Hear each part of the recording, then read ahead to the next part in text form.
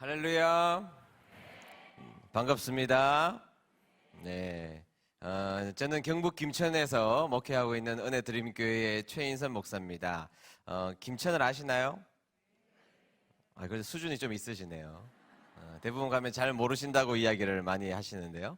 제가 어떤 청년집회, 서울의 청년대학부 청년집회에 제가 초청을 받아서 가서 김천 아니냐고 그랬더니 다 한다고 그러더라고요. 그래서 어디냐고 물어봤더니 김밥천국이라고 그래가지고 집회 안 하고 제가 집에 갈 뻔했습니다. 근데 여기 수준 높은 또 다니엘 기도회에 참석하신 분들은 또 김천이라는 지역을 알아주셔서 감사합니다. 오늘 힘이 나서 열심히 말씀 잘 전할 수 있을 것 같습니다. 네. 이 다니엘 기도회를 섬기는 이 귀한 이 본 교회와 저하고는 조금 관계가 조금 있습니다. 제가 서울에서 사역하다가 제가 지금 섬기고 있는 김천 지역으로 담임 목회하기 전에 서울에 있는 유명한 교회를 좀 다니면서 이 벤치마킹을 한 적이 있거든요. 그래서 리스트를 만들어 놓고 유명한 교회를 다니면서 어떤 교회가 내 목회에 있어서 귀한 도전을 줄 수 있을까 생각하는 어느 날 그날따라 아침에 좀 늦게 일어나는 바람에 제가 우리 집과 가까운 제가 구이동 강변역 근처에 살았거든요. 그래서 오륜교회 상가에 있을 때 오륜교회를 의도치 않게 제가 리스트에는 없었지만 제가 들어가게 됐습니다. 네, 의도치 않게 들어갔는데요. 그래서 예배를 제가 드리는 도중에 제가 깜짝 놀랐습니다. 상가에 있는 그 교회에 역동성이 있었고 힘이 있었고 그래서 제가 1년 동안 다녀야 될 교회들이 얼마나 많은데 다 멈추고 제가 2달간이나 이 오륜교회를 다니면서 많은 것을 배워서 아직까지 제가 미등록 교인으로 제가 있습니다. 네, 제가 미등록 교인인데 그때 참 제가 이 교회는 성장하겠구나 이런 생각이 들고 제가 그래서 예언을 한 사람입니다. 제가 예언을 많은 사람들에게 했어야 되는데 제가 소심하게 저희 아내에게만 해가지고 결국에는 이제 그랬지만 어쨌든 좀 신령한 구석이 있죠. 네, 오늘 하나님께서 주시는 은혜를 여러분들이 기대하시겠습니까? 네, 그럼 말씀 속으로 한번 들어가 보도록 하겠습니다. 저는 오늘 여러분들과 함께 그래도 가야 할 길이라는 제목을 가지고 말씀을 전하려고 하는데요. 그래도 가야 할 길이 어떤 길인지에 대해서 한번 생각해보고 그 길을 한번 생각해보고 마음속에 담는 시간들이 좀 되었으면 좋겠다는 생각이 듭니다. 저는 제가 태어나기도 전부터 저희 아버지께서 일방적으로 저를 서원하셨습니다. 서원하시고 소문 다 내시고 언론 통폐합 하셔가지고 태어나 보니까 저는 벌써 목사가 되어 있는 사람, 목사가 되어야 될 사람으로 부름을 받게 되었던 것이죠. 그래서 다행스러운 것은 제가 의식이 있을 때부터 저는 목사하겠다 이렇게 내 꿈이 뭐냐 물어보면 나 목사할 거예요 이렇게 어릴 때부터 아버지께서 서원하셨지만 저도 역시 생각이 있을 때부터 목사하겠다는 다짐을 하고 목사가 되는 길을 걸어갔던 것이죠. 다행스러운 것이죠. 제가 초등학교 1학년 들어갔더니 저는 유치원을 못 다닌 사람이거든요. 초등학교 1학년을 들어갔더니 초등학교 1학년에 학교 선생님께서 사진을 한 장씩 다 가져오라고 하시더라고요. 그리고 이제 환경미화 게시판에다가 사진을 우리 반 60명 다 붙여놓고 그 밑에다가 꿈을 이렇게 적어 놓았는데요. 이게 꿈을 크게 가져라 이 말의 부작용이 생각보다 큽니다, 여러분. 우리 반 친구들의 꿈이 뭐냐면 대통령이 2명 있었고요. 장관이 3명 있었고 국회의장이 1명 있었고 뭐 판사 뭐 쭉 이렇게 있었는데 가만히 보니까 대한민국의 중요한 3부 요인들이 다 우리 반에 있더라고요. 우리 반에 있는데 저는 목사 이렇게 적었죠. 제 꿈이 목사이기 때문에 목사라고 적었고 결국에는 저 말고는 꿈대로 된 인간이 한 명도 없었습니다. 네. 어쨌든 저는 착실하게 목사가 되기 위해서 성실하게 모범생으로 공부 열심히 잘하고 공부 잘하게 생겼어요. 네. 품행이 방정했고 방정맞고 아니고 방정했고 모범생으로 잘 자랐습니다. 잘 자랐다 그러면 또 기분 나빠하시는 분들이 있으시더라고요. 잘 자랐습니다. 모범생으로 잘 자랐습니다. 제가 모범생으로 잘 자랐다 그러니까 어떤 교회에 어떤 분이 저한테 그러시더라고요. 목사님 송구스럽지만 목사님의 첫 인상은 기생 오래비 같았습니다. 송구스러운 이야기는 안 하는 게 옳습니다. 네, 그렇게 열심히 모범적으로 살았죠. 뭐 한 가지 굳이 좀 흠을 잡자면 연애를 남들보다 조금 일찍 시작했을 뿐입니다. 6학년 때 제가 연애를 시작했고요. 중학교 2학년 때 프로포즈를 했습니다. 중학교 때 2학년 때 결혼한 건 아니고요. 중학교 2학년 때 프로포즈를 하고 13년 연애해서 결혼한 아내가 지금 20 네. 하여튼 우리 아내는 남편 잘 만나서 이렇게 박수도 받는다니까요. 네, 그렇게 해서 같이 이렇게 목회를 하고 있습니다. 그런데 제가 목회자가 되려고 마음을 먹으면서 살아갔던 제 인생의 여정들을 가만히 생각해 보면 저희 아버지가 목사님이셨거든요. 아버지가 목사님이셨는데 목회를 하시는 시골 목회를 하시는 그 아버지의 모습이 제 눈에는 그렇게 멋져 보이시지 않으셨다는 겁니다. 매우 가난하셨고 매우 힘든 여정을 살아가는 모습을 보았습니다. 우리 누나가 100일 기침을 할 때 집에 있는 결혼식 때 가지고 있었던 몇 푼 안 되는 폐물을 다 판 것도 제가 알고 있었고 저희 옆집의 부자 집사님은 여러분 옛날 분들은 사과를 괴짝에다가 담지 않았습니까? 사과 괴짝에다가 좋은 사과 먹을 때 저희 집은 장날에 가서 썩은 사과를 사서 그 썩은 것을 도려내고 사과를 먹었던, 그래서 온전하게 사과를 통째로 먹은 적 기억이 없는 그런 삶을 살게 되었죠. 저희 아버지의 모습을 가만히 보면 나약한 존재, 힘이 없는 존재로 저는 항상 느껴졌고 매번 당하고 매번 참는 인생이 저희 아버지의 삶이었던 것으로 기억이 납니다. 그러다가 목회하시다가 교회에 큰 분쟁이 일어났는데요. 제가 중학생 때 제 앞에서 칼이 왔다 갔다 하는 일들을 제 눈으로 보기도 했고요. 결국에는 힘없는 저희 아버지와 같이 저희 아버지를 따르는 분들이 아무런 힘이 없으니까 그 교회에서 쫓겨나는 신세가 되어버리고 말았던 것입니다. 그래서 교회가 가정에서 개척이 되었고 그 다음에 상가교회로 또 다른 상가교회로 전전긍긍하면서 교회 목회하시는 저희 아버지의 모습은 참 초라하고 못나 보이는 모습이었던 것입니다. 그래서 저는 목회자 그리고 목회 그러면 굉장히 마음이 아픈 것이다. 초라한 것이다. 마음이 아프다 못해 마음이 쓰라린 것이다라는 생각을 하고 자랐습니다. 그리고 나서 아버지가 개척하신 다음에 한 1년쯤은 아주 좋은 교인들과 개척을 시작해서 1년쯤은 햇볕이 저희 집안에 들어오는 것을 제가 느꼈습니다. 그래도 참 1년간은 참 행복했다는 생각을 제 마음속에 가지게 되었던 것이죠. 자, 저는 이제 목사가 되기로 마음을 먹었던 자기 때문에 목사가 되기 위해서 여러 가지 코스가 있지만 저는 일반 대학교를 진학한 다음에 신학대학원을 진학하는 것이 저의 꿈이었고 이제 그런 과정을 통하여서 가능하면 유학도 가고 그런 코스를 밟으려고 나름대로 노력했던 사람입니다. 그렇게 준비하고 있는 어느 날 제가 고3이 되었습니다. 고3이 되었 3월 달에 아침에 일어났는데 집에 아무도 안 계신 겁니다. 아침에 일어났는데 누군가는 계셔야 될 집에 엄마도 계시지 아니하고 아빠도 계시지 아니하고 누나도 있지 아니하는 이상한 상황 속에 제가 눈을 떠보니 저만 혼자 있었고 도시락도 아무도 싸놓지 않는 그 아침을 맞이한 다음에 이상한 직감이 있었지만 물어볼 사람도 없었고 휴대폰이 없던 시절이었기 때문에 그냥 학교를 가게 되었던 것이죠. 그래서 제가 학교를 가서 무엇인가 불길한 마음이 제 마음속에 들어서 점심시간에 공중전화를 통해서 집에 전화를 해보았습니다. 집에 전화를 해봤더니 저희 어머니가 그 전화를 받으시는데 아버지께서 새벽 3시 반에 일어나셔서 집에서부터 교회까지 새벽 기도를 가시다가 깡패에게 테러를 당하셨다는 이야기를 듣게 되었던 것입니다. 저희 아버지는 새벽 3시 반이면 일어나셔서 상가교회까지 걸으셔서 그 당시엔 마이카 시대가 아니지 않습니까? 자가용이 없던 시대이기 때문에 걸어서 가시다가 깡패를 만나게 된 것입니다. 저희 아버지 시계가 장날에 누구한테 선물 받은 시계인데 멀리서 보면 롤렉스처럼 그런 보이는 시계였던 것이죠. 그래서 그 깡패가 저희 아버지에게 테러를 하고 시계를 빼앗고 주머니에 있는 돈 몇 푼을 가지고 도망가게 되었던 것입니다. 이제 새벽 기도 시간이 되었는데 이제 목사님이 나오셔서 예배를 인도하셔야 되는데 목사님이 새벽 5시가 되었는데도 나오시지 않는 겁니다. 5시가 되어도 나오시지 않는데 교인들이 가만히 들어보니 강대상 뒤에서 신음소리가 들렸던 것이죠. 그래서 교인들이 뛰쳐나가서 달려가 보니까 아버지가 피를 철철 흘리시고 그 자리에 쓰러져 계신 것이었습니다.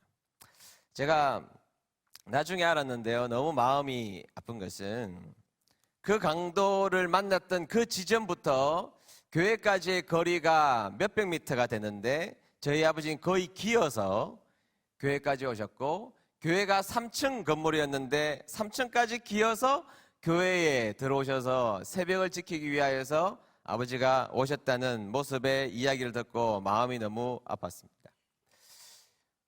교인들이 놀래서 아버지를 모시고 병원에 데려갔더니 우리가 살고 있는 그 지역에서는 안 된다 그래서 대구에 있는 영남대학병원으로 저희 아버지를 옮기게 되었습니다.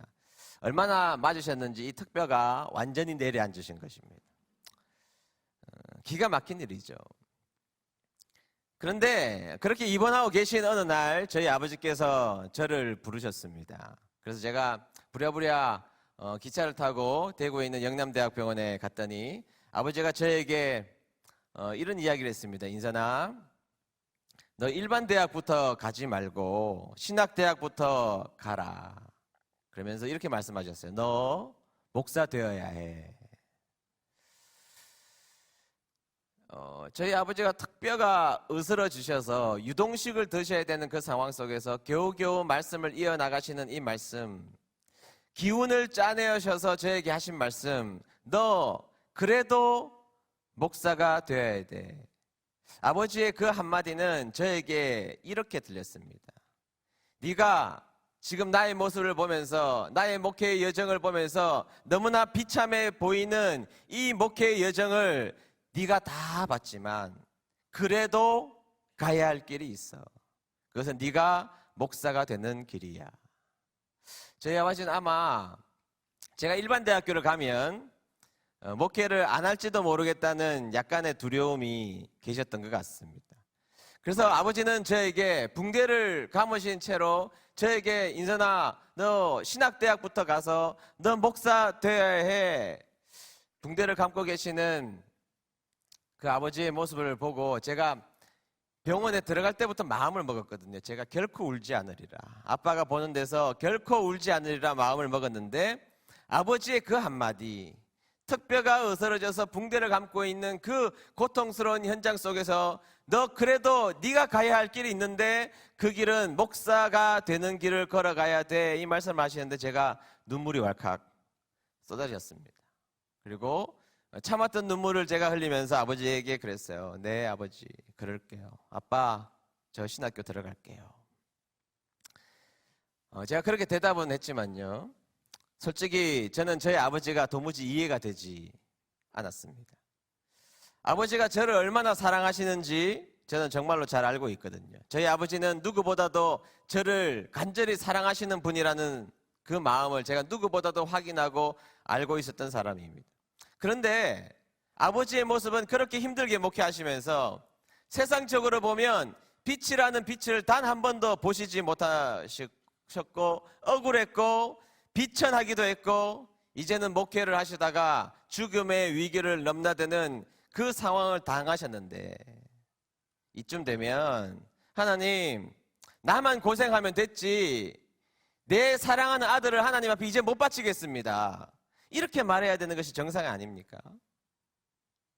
나를 사랑하시는 아버지가 저를 불러다가 그 죽음을 넘나드는 그 고통 가운데 저에게 인선아, 신학대학부터 가서 너 반드시 목사가 되어야 해.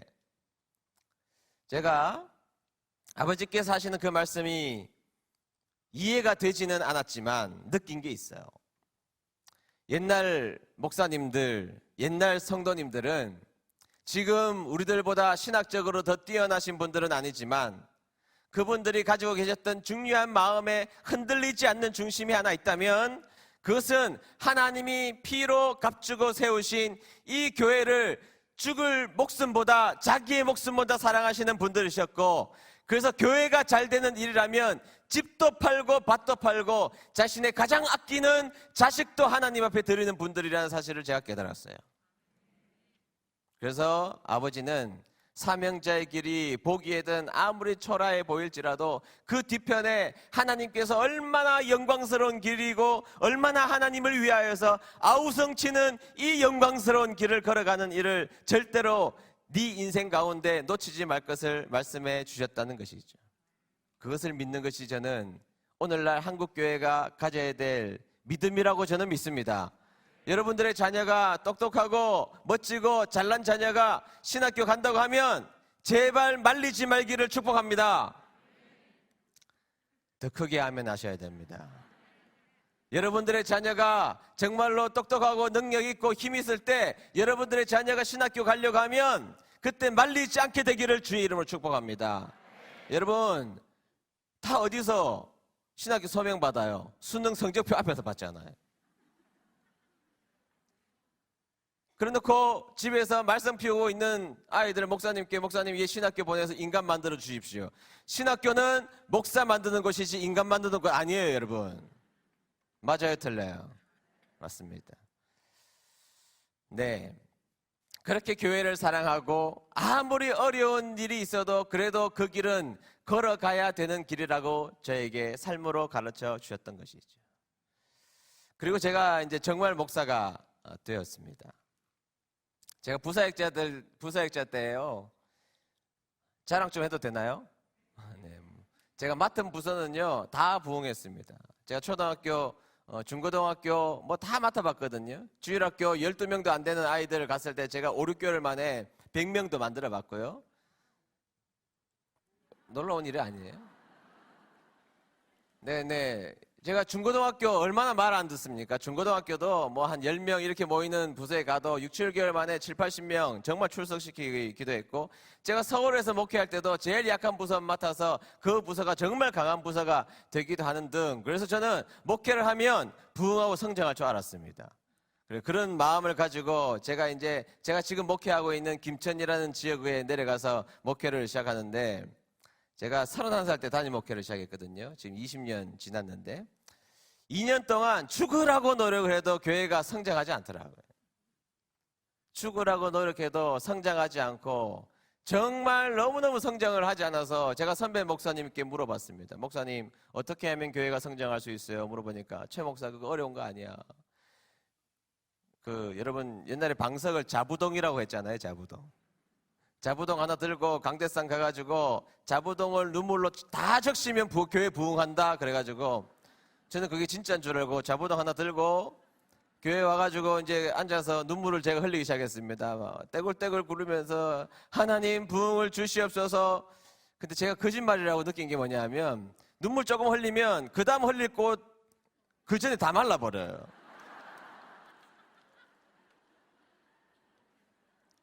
그러니까 손수건이라고 이야기해야 됩니다. 과대 포장된 것이죠. 그래서 제가 아무리 눈물을 흘려도 부흥이 안 되는 겁니다. 근데 하나님의 은혜로 참 부흥이 안 되는 교회를 섬기는 많은 목사님들 계시잖아요. 얼마나 마음속에 그게 힘든 여정인지 모릅니다. 그런데 감사하게도 우리 교인들이 2년 동안 젊은 목사 고생한다고 한마디도 안 하시더라고요. 교인이 줄어드는데도. 그런 교인 되시기를 축복합니다.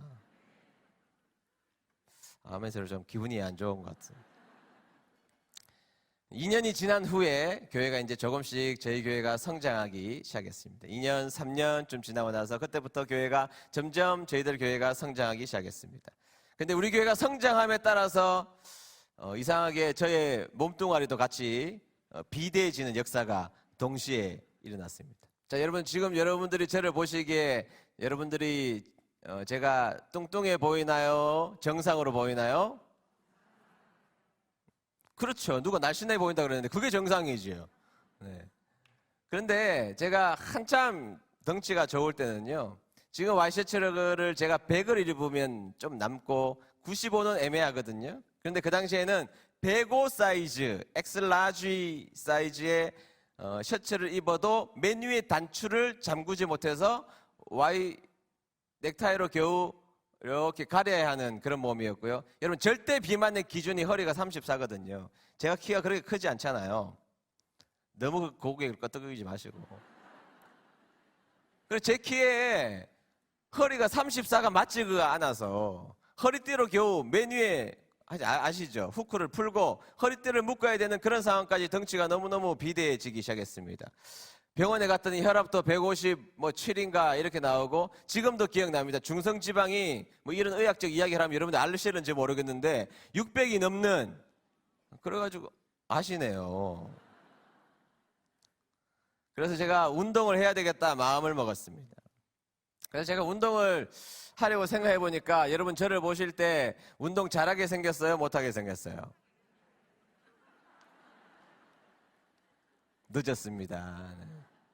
제가 운동을 되게 못하거든요. 잘할 수 있는 운동들이 정말 거의 없었습니다. 그런데 제가 중고등학교 시절에 제가 자전거를 타고 학교를 다녔기 때문에, 자전거 아주 유행하기 전에 자전거를 좀 타면 운동이 많이 되겠다 이런 생각이 들어서 자전거를 하나 샀습니다. 그리고 재미있었습니다. 정말 운동 왔는데 희열을 느꼈습니다. 새벽 기도를 마치면 자전거를 타고, 여러분 김천 잘 몰라도 추풍령은 아시잖아요. 노래 많이 불러봤잖아요. 가요. 네, 추풍령 갔다가 오는 길에 직지사 아시나요? 직지사가 전국의 4대 사찰 중에 하나입니다. 목사가 또 오륜 기도에 다니엘 기도에 와가지고 절자랑하는 것 같아서 좀 이상한데, 네, 갔다가 이렇게 했거든요. 그런데 살도 10kg 이상 제가 빠지고 건강도 좋아지고 재미도 있었습니다. 그런데 여러분, 목사가 운동을 하니까 교인들이 그 모습이 좀 좋아 보였나 봐요. 시키지도 않았지만 한 분, 두 분씩 자전거를 사기 시작하더니 나중에는 한 10몇 분이 자전거를 타서 동호회처럼 생기기 시작했던 것입니다. 그래서 주일날 오후가 되면 예배 다 마치고 나서 교회 주차장에 모이는데, 여러분 자전거 복장 아시죠? 네, 그 자전거 복장 준비 안 된 분이 입으면 올챙이 같거든요. 네, 그 앞마당에 민망한 줄도 모르고 다 교인들이 이제 예배 다 마치고 그렇게 모여서 자전거를 탔습니다. 그래서 쭉 가가지고 추풍령 갔다가 직지사까지 들어간 건 아니고 근처까지 갔다가 내려오는 길이면, 목사님 칼국수 한 그릇 가시죠. 먹을 것 같으면 왜 운동해요? 하여튼 그래가지고 칼국수 먹고 이렇게 집에 오고 했습니다. 그런데 교회 집사님 한 분이 저에게, 목사님 우리가 주일날만 하지 말고 평일날도 재미있으니까 주중에 한 번쯤 더 모여서 자전거를 타면 어떨까요? 저에게 그렇게 말씀해 주셨습니다. 근데 그렇게 하죠. 그렇게 해서 목요일 날 8시쯤 함께 모여서 자전거를 타기 시작했습니다.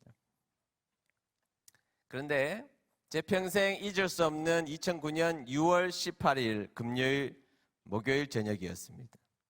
그날도 저녁에 자전거를 함께 모여 탔는데, 그날따라 제일 적은 인원들이 모여서 자전거를 타게 되었습니다. 5분이서 자전거를 타고 쭉 올라가서 추풍령 갔다가 내려오는 길에, 목사님 칼국수 한 그릇 드시고 가시죠. 그래서 칼국수 집에 들려서 칼국수를 먹고 내려오는 길이었습니다. 내려오는 길이었는데, 한참을 내려오는데 제가 두 번째 달리고 있었거든요. 두 번째 달리고 있었는데 갑자기 뒤에서 금속성 추돌 소리가 쾅, 그 다음에 다시 쾅 두 번이 나서 제가 너무 놀라서 자전거를 세워두고 제가 옆을 쳐다보니까요, 저희 집사님 한 분이 이렇게 자전거에서 떨어져서 피를 흘리고 제 옆에 누워 계신 거예요. 제가 자전거에서 내려서 집사님을 흔들어 깨웠어요. 집사님 아무리 깨워도 전혀 반응이 없고 숨을 쉬지 않고 그 자리에서 돌아가신 겁니다. 얼마나 제 어린 나이에 마음이 아프고 놀랐겠습니까?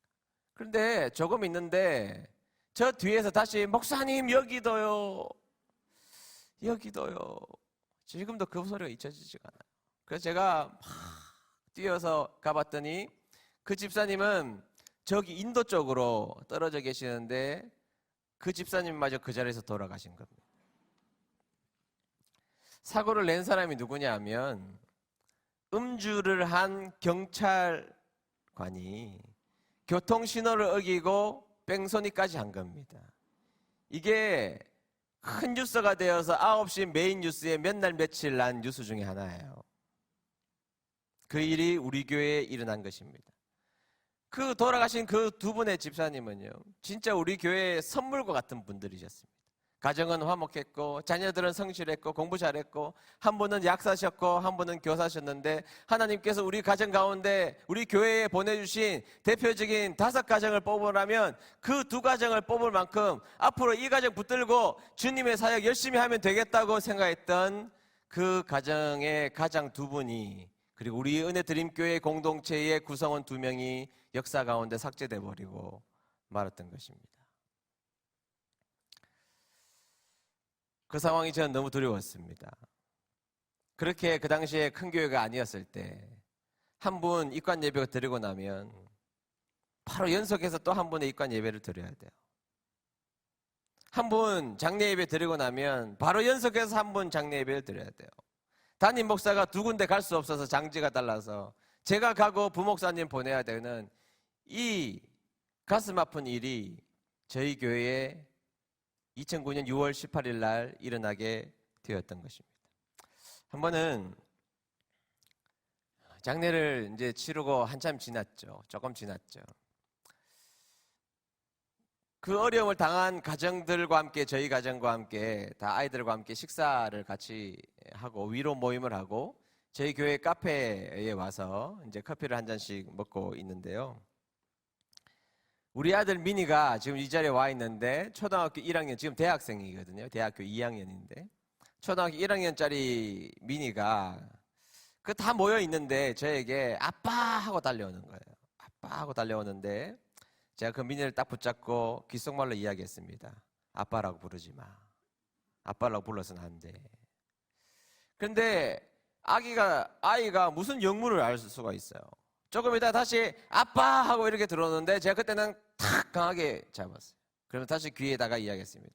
너 다시 한 번만 아빠라고 그러면 아빠 가만히 안 둘 줄 알아. 아빠라고 부르지 마. 그런데 얘가 밖에서 놀다가 또 한 번 들어오면서 아빠 하고 들어오는데요. 제가 이 아이를 끌고 목욕실로 들어갔습니다. 목욕실에 들어가서 막 두들겨 팼습니다. 너 왜 아빠라고 불러 지금? 너 지금 아빠 일은 네 친구 응영이 생각이 안 나? 교회 형 정규 생각 안 나? 다 아빠 없는 아이들인데 네가 지금 나에게 아빠라고 그렇게 부르면 어떡해? 그런데 여러분 이 아이가 어떻게 알겠어요? 제가 막 때리니까 이 아이가 울다가 제가 정신 차려 보니까 때리는 나도 불쌍한 거예요. 둘이 목욕실에서 끌어안고 엉엉 울었습니다. 그런 일이 저희들에게 2009년 6월 달에 일어나게 되었던 것입니다. 그리고 겨우 마음을 추스리고요.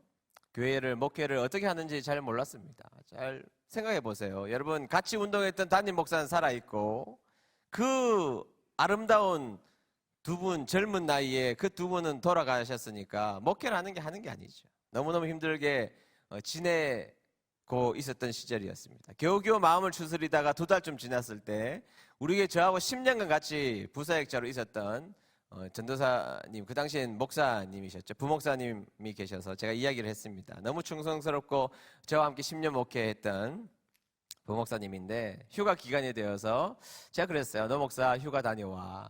그랬더니 목사님, 교회가 이렇게 되었는데 제가 휴가를 어떻게 다녀옵니까? 그래서 제가 그랬어요. 그래도 다녀와. 그래도 당신이 살고 목회자가 살아야 교회를 이렇게 세울 수 있지. 휴가 다녀와. 그랬더니 마지못해서 노 목사님이 휴가를 간 것입니다. 그런데 이 노 목사님은 결혼은 늦게 했는데 아기를 잘 가지지 못했어요. 가지지 못해서 몇 년 만에 아기를 가져서 이제 15개월 된 아기 아린이란 딸이 하나 있었거든요. 그 휴가를 다녀와서 이제 한 일주일 정도도 지나지 않았는데 갑자기 저에게 그 목사님 찾아와서 그러는 게 목사님 큰일이 났어요. 그래서 무슨 일인데 그랬더니 우리 아린이가 의식을 잃어버렸어요. 제가 너무너무 얼마 전에 놀랐잖아요. 2개월 전에. 빨리 병원에 데려가 봐. 그래서 병원에 갔더니 저는 그 당시엔 생소한 병이었습니다. 병명이 용혈성 요독 증후군인데 콩팥, 신장을 투석해야 되는 병이 10여 개월 된 딸아이에게 걸린 거예요. 이 병이 오늘날에는 많은 사람들에게 알려져 있는 햄버거 병이라는 병입니다.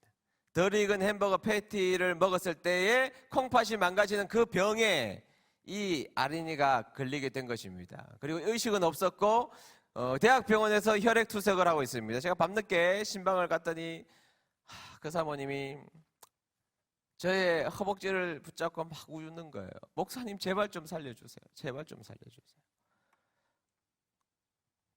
제가 기도해주고 돌아왔는데요. 며칠 만에 그 아이도 세상을 떠난 것입니다. 그렇게 크지 않았던 교회에 반복된 고난, 그 고난이 저의 마음과 성도들의 마음을 물같이 녹아내리게 해버리고 말았습니다. 2개월 만에 일어난 일이거든요. 그런데 2개월이 좀 더 지납니다. 2개월이 조금 더 지난 12월 어느 날 우리 교회 어릴 때부터 저하고 친했던 친구가 있습니다. 그 친구는 장로교 목사님 아들이고 저는 침례교 목사님 아들이었는데 어릴 때부터 친하게 지냈던 친구인데 그 집에 아들이 3명 있었거든요. 그런데 첫째 아들, 둘째 아들, 셋째 아들이 다 잘생겼어요.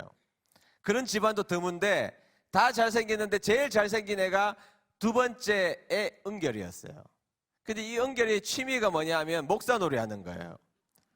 집에다가 강대상 만들어 놓고 엄마 앉혀놓고 아빠 앉혀놓고 형 앉혀놓고 동생 앉혀놓고 할렐루야 하면 아멘 해야 돼요. 그리고 이 애가 부르는 찬양이 주님 다시 오실 때까지 이 찬양을 부르면 목이 쉬도록 그렇게 찬양을 합니다. 너무 잘생긴 애가 너무 예쁘게 목사놀이를 하고 있는데 어느 날은 우리는 침례교잖아요. 여러분 세례는 이렇게 주지만 침례교는 물속에 집어넣었다가 빼거든요. 좀 화끈합니다. 근데 얘가 침례식 놀이를 동생 형하고 하는 거예요. 형을 물속에 집어넣었다가 뺐다가 얼마나 예뻐요. 그래서 너무너무 예뻐서 제가 집에 있는 넥타이를 하나 가져다가 얘한테 주면서 6살밖에 안 되는 애한테 야, 너 커서 목사 되어야 돼. 그러면서 제가 넥타이를 제가 아끼는 진짜 좋은 넥타이를 선물로 주었던 그런 애였거든요. 근데 어느 날 목욕실에 있는데 갑자기 목욕실 문이 이렇게 두들기는데 여러분 목사는요 그 목욕실 문 두드리는 노크 소리만 들어봐도 대강 압니다. 좋은 소식인지 이것이 다급한 소식인지 대강 아는데 굉장히 다급한 소식으로 문을 두드리는 소리가 들리는 거예요. 제가 문을 열었더니 제 친구 집사님이 아내 집사님과 함께 은결이를 안고 들어왔는데요. 옷을 벗겨서 보여주는데 온몸이 멍이 닿던 거예요. 집사님 왜 그래요? 내가 물어봤더니 목사님 병원에 갔더니 아무래도 백혈병 같다 그래요. 그래서 서울대학병원으로 전원해서 검사를 해봤더니 백혈병 진단을 받은 겁니다. 그리고 이 아이가 골수 이식까지 받았음에도 불구하고 8개월간 투병하다가 이 아이마저 세상을 떠납니다. 여러분 이 일이 단 6개월 사이에 저희 교회에서 일어난 일입니다. 그렇게 크지 않았던 그 당시에 그 교회에 정말 두려웠고 정말 괴로웠고 말할 수 없는 고통을 제가 가졌습니다. 여러분 여기에 15,000교회가 참석하고 있는 목사님들의 심정들을 제가 다 이해하는 사람 중에 하나라고 저는 생각하고 있습니다. 견딜 수가 없는 아픔이었습니다. 각자 당하는 고통은 각자 당하는 고통이지만 교회를 책임지는 자의 그 고통은 말할 수 없는 고통이었던 것이죠. 저의 모습을 좀 표현하자면 이런 모습이었던 것 같아요. 제가 어릴 때 저희 사택이 옛날 이제 사택이었는데요. 흙바닥이었죠. 신문이 아침에 배달이 옵니다. 배달은 왔는데 갑자기 일기예보가 없는 소나기가 내릴 때가 있어요. 소나기 한참 내린 다음에 아버지가 인사나 가서 신문 가져와. 그러면 신문 가지러 가보면요. 신문을 들 수가 없어요. 들면 바로 찢어지거든요. 놔둘 수도 없어요. 놔두면 쓰레기만도 못한 것이거든요. 말려서 나중에 열어보면 지금처럼 신문이 좋지 않았기 때문에 글씨 읽을 수가 없어요. 아무짝에도 소용이 없는 그 모습이 딱 저의 모습이었던 것이죠. 여러분 우리가 인생을 살다 보면 터널을 이렇게 지나잖아요. 고난과 역경의 터널을 지나는데 저기 빛이 보여요. 저 빛으로 나가면 이제 다 끝날 거라고 생각하는데 터널 빛이 보이는 그 순간 유턴 신호가 떨어져요. 그럼 유턴해서 또 터널로 들어와야 돼요. 터널로 들어와서 정말 애를 쓰며 견디며 살았는데 저기 빛이 보여서 이제 모든 것이 끝났다고 생각하는데 다시 유턴 신호, 다시 터널로 들어와야 돼요. 딱 저의 모습이었습니다. 제가 살고 있는 도시에 소문 다 났습니다. 크지 않는 도시였기 때문에 은혜 드림교회 망했다더라.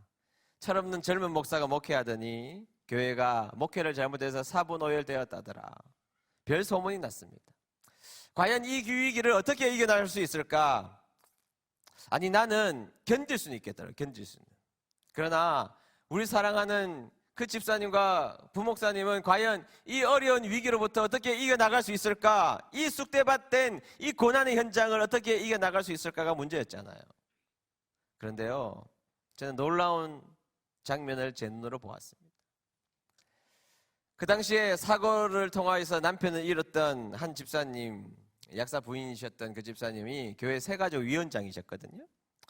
새가족 위원장이셨는데 장례를 치른 바로 그 다음 주에 새가족이 온 겁니다. 그런데 이 집사님이요, 검정색 옷을 입고 새가족 옆에 앉아서 성경책을 찾아주고 찬송가를 찾아주고 눈물을 톡톡 흘리면서 교회에서 그 집사님에게 부여하신 그 사명을 감당하기 위하여서 그 자리에 앉아서 그 사명을 감당하고 있는 거예요. 제가 설교를 하고 있는데 집사님의 그 모습을 보니까 얼마나 눈물이 나겠어요. 또 한 분 집사님은 교사셨는데요, 이분은 예배 드리다가 아이들이 막 떠들면 그 아이들을 빨리 안고 나가서 요구르트도 주고 사탕도 주어서 예배가 방해받지 않도록 그렇게 했던 집사님이신데, 이 집사님 자신의 남편을 산에다가 묶어 온 그 다음 주에 왔는데 아이가 눈치 없이 빽 우는 겁니다. 그러니까 이 집사님이 반사적으로 일어나서 이 아이를 안고 나가가지고 집사님이 울면서 이 아이를 보살펴 주는 장면이 제 눈에 보인 것입니다. 저만 받겠습니까? 우리 교인들이 이 고난의 현장을 지나가고 있는 이 집사님들의 애절한 헌신과 애절한 사명에 감당하는 모습들을 보게 된 것이죠. 우리 부목사님 15개월 겨우겨우 결혼해서 가진 아이인데 세상 떠나보내고 장례 다 치른 다음에 목양실 문을 이렇게 두들겨서 문을 열고 들어오더라고요. 근데 여러분, 제가 교인들 앞에서 참 울기가 어렵죠. 어떻게 울어요? 제가 울면 다 무너질 텐데. 근데 우리는 목사들끼리니까 목사님 들어오자마자 제가 둘 다 아무 말도 할 수 없었어요. 한참을 같이 이렇게 울었는데 이 목사님이 말을 하기 시작했습니다. 뭐라고 말하기 시작했느냐 하면, 목사님, 저 너무 감사해요. 그러는 거예요. 그래서 제가 좀 화가 났어요. 너 목사, 도대체 뭐가 감사해? 지금 이 상황에서 아무리 우리가 감사가 우리의 역사적 사명이라고 생각한다고 치더라도, 신앙적 고매한 성품이라고 생각할지라도 어떻게 감사할 수 있어? 내가 그렇게 물었더니 저에게 이렇게 이야기하기 시작했습니다. 목사님, 저는요, 은혜 드림교회에 와서 교육 전도사로 사역할 수 있었고요, 이곳에서 전임 전도사가 되었고요, 또 이곳에서 결혼했고요, 또 이곳에서 목사 안수 받았고요, 그리고 이곳에서 사랑하는 내 딸 아린이 태어났고요, 그리고 이곳에서 내 사랑하는 아린이 천국 보냈으니 저 감사해요. 제가 그랬어요. 고맙다고요. 고맙다 너 목사. 둘이 한참을 울다가 헤어졌죠. 제 친구 백혈병 걸려서 그 고통 가운데 있는 그 친구 집사님과 그 부부가 아들을 천국에 보내고 아이를 땅에 묻고 돌아오는 그 다음 날이 우리 교회는 여름 성경학교 한 날이었습니다. 여름 성경학교는 아이들이 가득하잖아요. 그런데 이 두 분의 집사님이 장례를 치른 바로 그 다음 날 다 교회 오셨어요. 교회 오셔서 뭐 하느냐? 여름 성경학교 밥하고요, 청소하고요, 설거지하고 계시더라고요. 여러분, 어제 산에다가 묵고 온 아이들 뛰노는 모습을 보면 내 자식 생각 안 나겠습니까? 그 자식 생각 안 나겠습니까? 그런데 우리 교회의 그분들은 자신의 아픔과 고난과 역경과 어려움이 있지만, 그러나 그래도 가야 할 길, 하나님이 자신에게 부여해 주신 이 놀라운 사명을 붙드는 일에 대해서 실패하지 않았던 것입니다. 우리 교회가 그래서 살아난 거예요. 여러분, 요즘 교회에 상처라는 말이 지나치게 많지 않습니까? 조금만 무슨 일이 있으면 상처받았다고 그래요. 누구 때문에 상처받았고 누구 때문에 상처받았고 하지만, 여러분, 교회가 뭐 어떤 곳입니까? 하나님이 피로 값주고 사신 이 교회는 하나님의 놀라운 은혜가 지배하는 곳, 그곳이 교회가 아닙니까? 난 그곳이 교회라고 믿습니다. 그러면 우리가 주일 감당하다가 때로는 상처받을 수 있고 역경을 겪을 수가 있고 고난을 겪을 수가 있고 주일 하다 보면 욕먹을 수 있죠.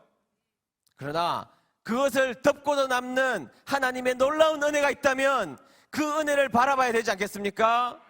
여러분, 상처 묵상하지 마시고 은혜 묵상하는 다니엘 기도에 참여하는 모든 교회 되시길 주의 이름으로 축복합니다.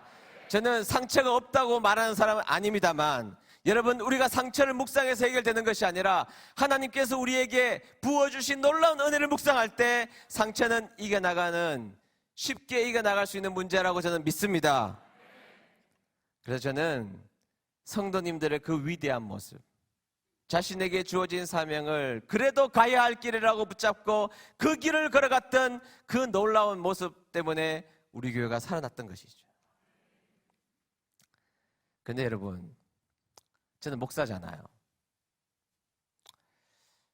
성도님들은 그런 모습을 보고 아마 많은 부분 깨달았을 겁니다. 그런데 저는 신학적으로 성경적으로 해결이 안 되더라고요. 제 마음이 너무너무 답답했어요. 너무너무 고통스러웠어요. 여전히 제 마음속에 이 문제가 해결되지 않고 답답하고 고통스러운 마음이 가득했습니다. 그런데 그런 고통을 다 지나고 또 성도님들이 그래도 가야 할 길을 끊임없이 가는 그 모습을 제가 보고 있는 수요일 날, 제가 시편 강해를 하고 있었거든요. 시편 강해하고 있었는데 그날따라 시편 강해가 38편이었는데요. 제목을 딱 보니까 여러분, 시편은요 그게 그거예요. 그렇잖아요. 시편 강해 제가 150편을 처음부터 끝까지 다짐하고 다 하긴 했는데 다시는 안 해야 됩니다. 그 얘기가 그 얘기. 그리고 제가 시편 38편을 딱 열었는데 다행스럽게도 제목이 다윗을 기념하는 시 혹은 다윗의 기념하는 시, 이렇게 제목이 되어 있어요. 제가 덮었어요, 성경을. 여러분, 다윗 기념하는 거 시편 안 읽어봐도 할 수 있잖아요. 저에게 다윗을 기념하라 그러면 저는 다윗과 골리앗 이야기할 거예요. 여러분, 다윗과 골리앗은 단순하게 장군을 이겼다는 게 아닙니다. 하나님의 군대와 하나님의 이름이 땅바닥에 떨어졌을 때에 하나님의 자존심을 다윗이 등장하여 높여드린 사건, 그것이 다윗과 골리앗의 사건이에요. 여러분, 다윗 등장하기 성경 찾아보세요. 다윗 등장하기 전까지 그 이스라엘 군대와 이스라엘 지키기 하나님의 이야기 한 번도 안 나옵니다. 다윗 등장하자마자 하나님의 이야기로 가득 채워요. 그리고 하나님의 이야기로 가득 채우자 하나님께서 승리를 주신 것이거든요. 제가 그거 같으면 그거 자랑할 것 같아요. 아니면 사무엘하 23장에 나오는 망명자 신부님에도 불구하고 하나님께서 너 그일라 백성들이 블레셋에게 침공당하여서 고통당하고 있으니까 네가 가서 구해줘 그래요. 왕은 사울입니다. 그때 자기의 백성들, 자기의 장군들에게 가자, 하나님의 명령이 하니까 다 말립니다. 왕이시여 무슨 말씀하십니까? 갔다가는 앞에서는 사울의 특공대에게, 그리고 뒤에서는 블레셋에게 협공당하여 어려운 일만 당할 것입니다. 그래도 다윗은 하나님의 명령이기 때문에 이 명령 붙잡기 위해서 전진해 나갑니다. 그리고 그일라 백성들을 구원해줘요. 그리고 정말로 더 어려운 일을 겪게 되죠. 어려운 일이 뻔히 예상되지만 하나님의 명령이기 때문에 그 명령 붙잡고 살아가는 다윗 자랑할 만하잖아요. 기념할 만하잖아요. 아니면 사무엘 합니까? 18장에 나오는 패망한 사울 왕족의 시므이라는 사람이 먼지와 돌을 던지면서 다윗과 그 일행을 향하여서 이 비루한 놈들아 막 이렇게 이야기하잖아요. 이스라엘 사람들이 가장 듣기 싫어하는 욕이거든요. 그럴 때 여러분 그 신하 중에 아비새가 이야기합니다. 왕이시여 저놈을 가만히 두십니까? 저에게 한마디만 하면 칼 2번 찌를 필요도 없습니다. 한 번이면 제가 처치할 수 있습니다. 여러분 패족들이 무슨 말이 많아요. 그때 다윗이 뭐라 그럽니까? 아니야. 저 시므의 말 속에서 하나님께서 나에게 들려주시고자 하시는 말씀이 있을지도 몰라 그러잖아요. 얼마나 인격적이에요. 저 같으면 그거 자랑할 것 같거든요. 근데 성경에서 그렇게 생각하고 시편 38편을 읽기 시작했는데요. 그런 얘기 하나도 안 나옵니다. 첫 번째는 육체의 병이에요. 3절에 보면 자신의 몸이 어디 상한 곳이 없었다 이렇게 나오거든요. 구체적으로 보면 7절에 보면 이렇게 나와 있습니다. 스크린에 보면 나오는데요. 노란 글씨에 보면 내 허리에 뭐가 있다고요? 열. 여러분 허리에 열이 나는 병이 뭐가 있을까요? 제가 물어봤더니 콩팥에 염증이 생기면 열이 난다 그러더라고요. 저의 의견뿐만 아니라 칼빈 선생님도 주석을 찾아보면 칼빈 주석에 아마 다윗은 신장염을 앓고 있었을 것이다 이렇게 기록하고 있어요. 10절 볼까요? 10절. 10절에 보면 내 심장이 뛰고 이렇게 나오잖아요. 자, 여러분 심장 뛰세요? 안 뛰세요? 안 뛰면 여기 안 계셔야 되죠. 뛰신단 말이죠. 뛰는데 뛰지만 자각하지는 않잖아요. 뛰는데 자각하는 병이 몇 가지가 있어요. 하나는 부정맥입니다. 뭐 심방세동 등 심장이 뛰다가 한 번씩 건너뛰면 뛰다가 툭 멈췄다가 건너뛰면 심장이 툭 떨어지는 듯한 느낌을 가지면서 심장이 뛴다고 느끼거든요. 빈맥도 마찬가지고 부정맥이 있으면 심장이 뛴다고 느낍니다. 또 하나 갑상선 기능 항진증에 걸리면 심장이 뛴다고 느낍니다. 연구 많이 했죠 여러분? 네, 그런 병이 있었다는 거예요. 또 하나 그 다음에 보면 10절 계속해서 보면 기력이 쇠하여 내 눈의 빛도 나를 떠났나이다 이렇게 나오는데요. 기력이 쇠하는 병이 뭐가 있을까요? 당뇨병이죠. 당뇨병. 근데 당뇨병 합병증으로 오는 것이 뭐예요? 백내장. 당뇨병 합병증으로 백내장이 왔다는 겁니다. 그렇게 몸이 안 좋았다는 거예요. 아마 다윗은 그의 몸이 지치어서 그의 몸이 만신창이가 되어버리고 말았다는 건데 성경에서는 그 말씀을 가지고 내가 다윗을 기념한다는 겁니다. 여기서 끝나지 않습니다. 두 번째는요, 정신적인 병이에요. 8절에 보면 이런 말씀이 있어요. 8절에 보면 한번 다 같이 읽어볼까요? 8절.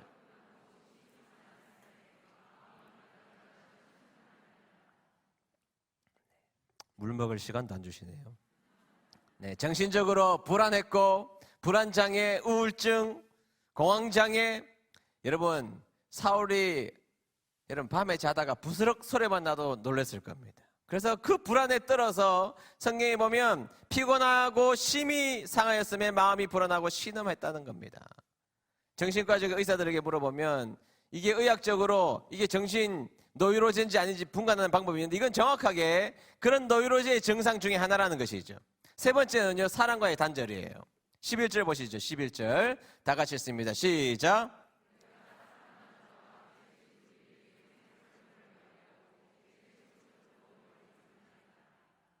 네, 여러분 사람이요 아무리 힘들어도 힘들 때 사람이 찾아와서 어깨를 두들겨주면 힘이 납니다. 그런데 성경 말씀에 뭐라 그러는가 하면 나의 사랑하는 자와 나의 친구들이 멀리서 떠나고 나의 친척들도 멀리 섰다는 거예요. 다 도망갔다는 겁니다. 내가 성한 것이 없고 아프자 다 사라졌다는 거예요. 자, 여러분 지금 제가 여러분들에게 말씀드렸던 시편 38편은 다윗의 인생의 전성기에 해당하는 것입니까? 아니면 인생의 밑바닥을 길 때의 이야기입니까? 전자예요, 후자예요? 후자예요. 밑바닥을 기어가는 삶, 밑바닥을 비참하게 살아가는 삶을 기념하신다는 거예요. 저는요 이 말씀을 연구하다가 제 영혼에 빛이 들어오는 경험을 했습니다. 제가 공동체를 책임지고 있는 목사로서 이렇게 반복된 어려움이 제 인생 가운데 찾아오고 교회가 어려울 때 이 말씀을 찾아보자 하나님은 우리가 승승장구할 때 기뻐하시죠. 하나님이 우리가 잘 될 때 하나님이 여전히 기뻐하십니다. 그런데 진짜 중요한 것은 바닥을 기어다닐 만큼 고통스럽고 어렵고 험난한 인생을 걸어가는 여정이 있을지라도 여전히 내가 하나님을 붙들고 있다면 하나님은 우리를 기념하신다는 거예요. 제 마음에 빛이 들어오기 시작했어요.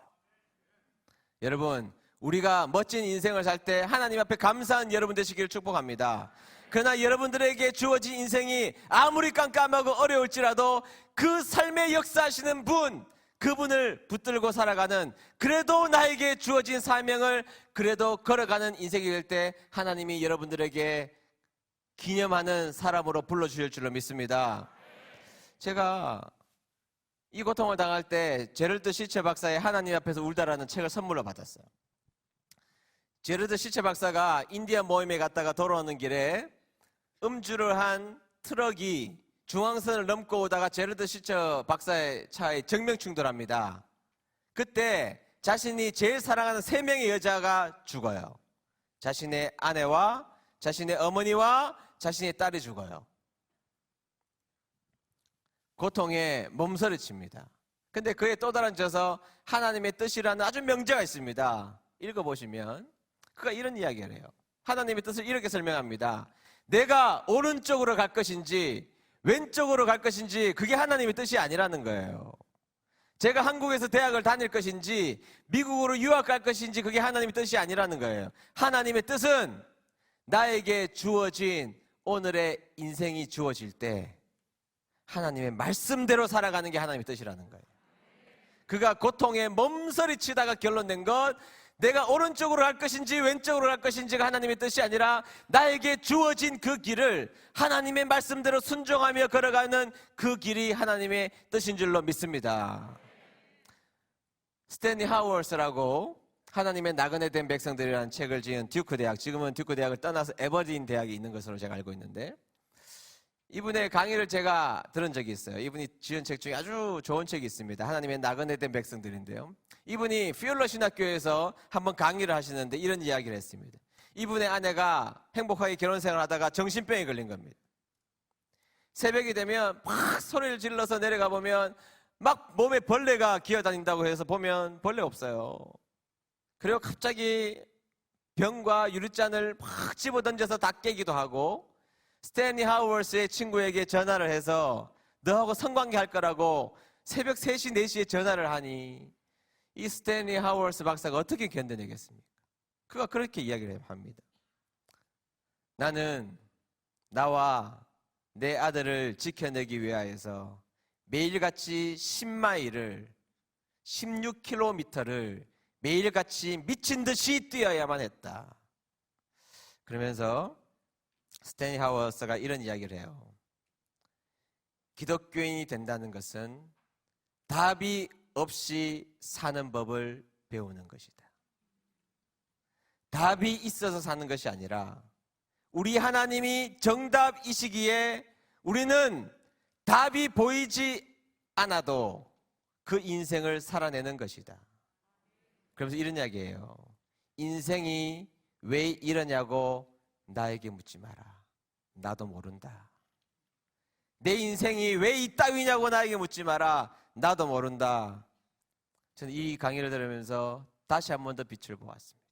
제 마음이 청소되는 것을 느꼈습니다. 여러분, 하나님은요, 다니엘의 세 친구를 풀무불을 지나가게 될 때 풀무불을 꺼트리셔서 역사하시는 분이 아니라 풀무불을 걸어가게 하시면서 역사하시는 분이세요.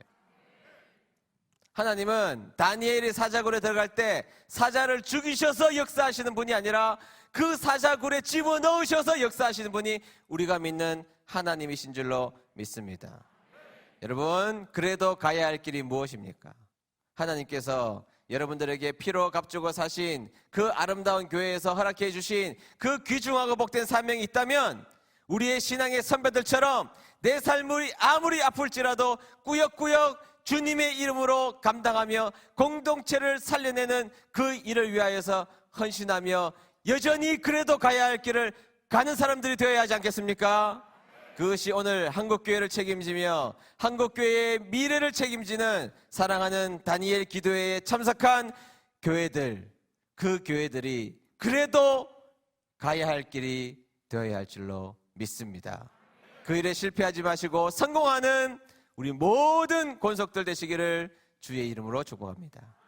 기도하겠습니다. 하나님, 인생의 터널을 지나갈 때가 있습니다. 너무 깜깜해서, 너무 아파서 하나님을 원망한 적도 있습니다. 하나님, 그러나 반복된 고난, 끊임없는 터널을 지나갈 때 여전히 그래도 가야 할 길을 오늘 저희들이 깨달았습니다. 우리 하나님께서는 풀무불을 꺼트리셔서 역사하시는 분이 아니시라 풀무불을 지나가게 하셔서 역사하시는 분이시고, 사자를 죽여셔서 역사하시는 분이 아니라 사자굴을 들어가게 하셔서 역사하시는 분. 나에게 주어진 길이 그 어떠한 길일지라도 우리 하나님 잘 섬기며 그분을 위하여서 영광스러운 삶을 살아갈 수 있는 다니엘 기도에 참여한 모든 교회와 성도님 될 수 있도록 축복하여 주시옵소서. 그래서 내가 그 길을 걸어갈 때에 수없이 넘어질지라도 하나님 한 번만 더 일으켜 세워주셔서 용기 있게 걸어갈 수 있는 힘을 허락하여 주시옵소서. 예수님의 이름으로 기도드리옵나이다. 아멘.